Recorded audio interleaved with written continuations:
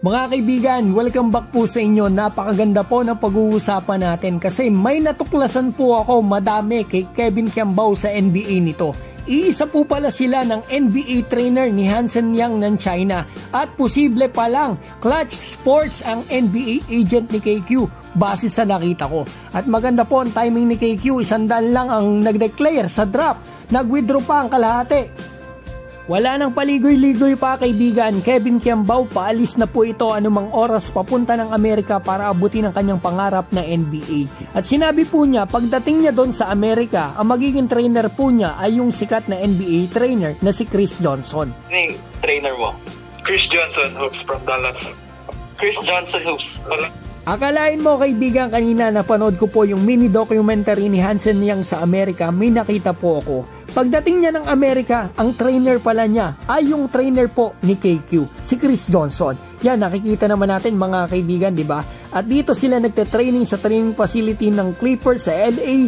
And take note mga kaibigan, ang sports agency po ni Hansen Yang ay Clutch Sports. At dito ko na rin nalaman mga kaibigan, ang head NBA trainer pala ng sports agency na ito ay si Chris Johnson.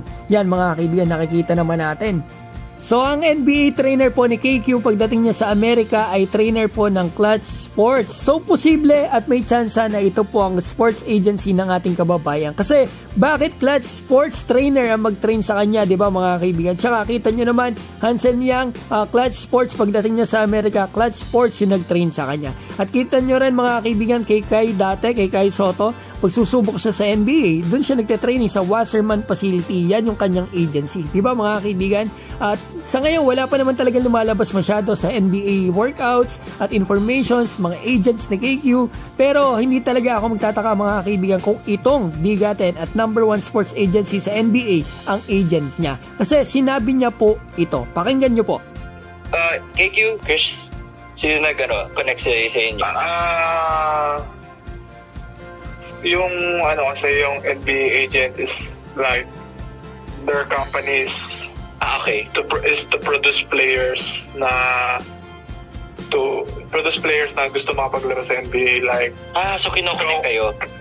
Chris Johnson, and then yung company na is like magka-connect sila, so lahat ka. Sa bibig na po ni KQ nagmula yan. Maraming salamat po kay Nico Rocha. Kayo na lang po ang humusga. Kung Clutch Sports nga ni Rich Paul na agent ni Lebron na nga ang NBA agent o agency ni KQ. Ang maganda pa mga kaibigan, maliit man yung chance ng ating kababayan kasi sa dami ng, alam niyo naman sa NBA, di ba, napakahirap talaga pumasok. Ang maganda naman mga kaibigan kay KQ ngayon, yung timing niya. Kasi 106 lang po ang nag-declare sa draft. Akalain mo, nag-withdraw pa yung kalahati. 50 yung nag-back out o nag-withdraw.